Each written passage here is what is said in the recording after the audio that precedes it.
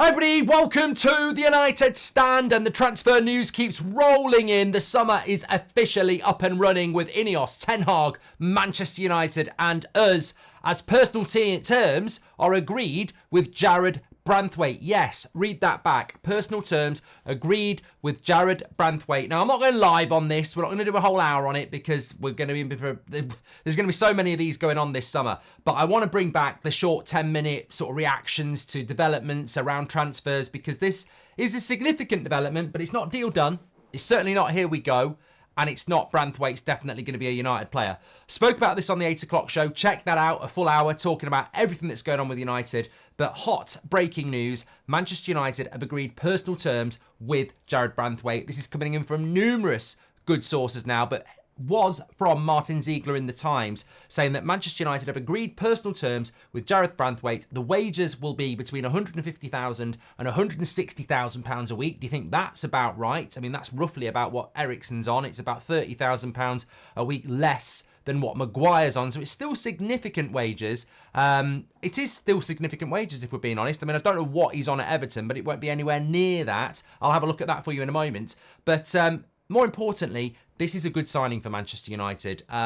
Yes, he's left-footed, but look, it's been well reported for a very long time that he's pretty much right-footed. In fact, there was even a story tonight that he's right-footed and he's so good on his left that people think he's left-footed. So look, he could play next to Martinez, and it probably stands to reason that he's not going to come in for 50, 60, 70 million pounds to be a backup left-sided centre-back. It could be that Martinez and Branthwaite are our starting centre-back pairing next season. I personally believe that's not enough. I personally believe you've got to go and get Todibo as well, or Yoro, potentially, but we don't think that'll happen if you watch the 8 o'clock show. But this is significant news. Sources close to negotiations say that the deal is personal terms done, as we said, for that wage between 150 and 160,000. Goes on to say in the Times that Everton are still holding out for £70 million for Branthwaite, but an agreement with his representatives is a major step forward.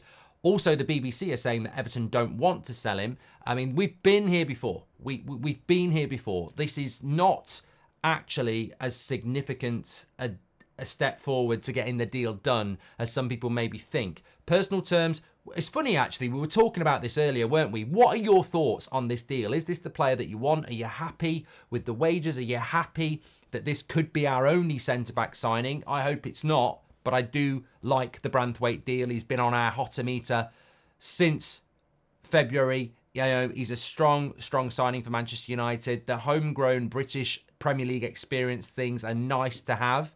It's not a reason to sign, but they're nice to have. The reason to sign him is he's a very exciting centre-back. I think he should have gone as part of the Euros. That could benefit us, actually.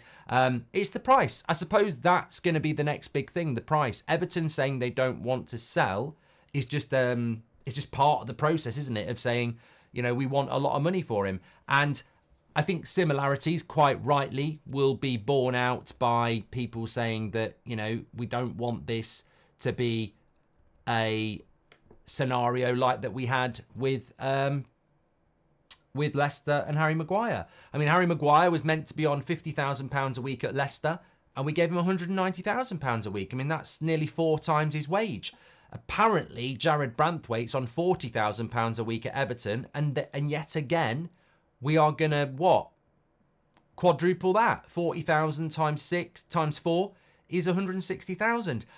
I look, £160,000, £150,000 a week isn't ridiculous. But honestly, I still think it's probably a little bit too much for what we should be paying. I mean, you look at what Liverpool pay to people like Andy Robertson and Trent Alexander-Arnold and Van Dijk. I don't think it's far off 150k from what last time I checked. So I still think wages-wise, we shouldn't be giving people quadruple their wages from what they were at Leicester or Everton or Dortmund. But look, really, do we need to get involved in that? This is a good signing for Manchester United. It is a good signing for Manchester United. And as for the progression from this deal now, we've spoken before about the 5 stages of a transfer. Personal terms with the player. Deal done. Personal terms with the player. Discussions with the club. Deal done with the club. Here we go. and then official holding up the shirt. So we're at stage 1, and it could still take 2 months. It could take 2 weeks. It could take a month. The reality is that I look back to the Maguire deal. I look back to the Pogba deal. I look back to the Bruno deal, and terms agreed with the player is literally the easiest part. Because if they aren't interested, there is no paper talk. There is no progression. We're just familiarising ourselves again with what happens with the transfer.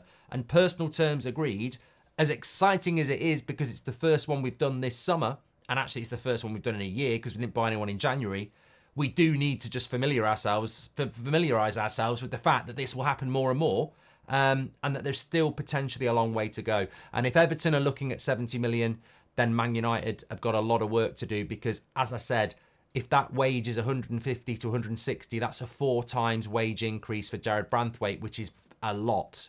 And does that mean that we haven't learnt our lesson? Or does it mean that the wage is reasonable and we'll get the price down? Because if we pay 70 million plus 160 grand a week, what are we really learning? It's not far off 190 grand a week for Maguire and 80 million, is it? They're quite close. So I think that United here are under the microscope, and Ineos know that.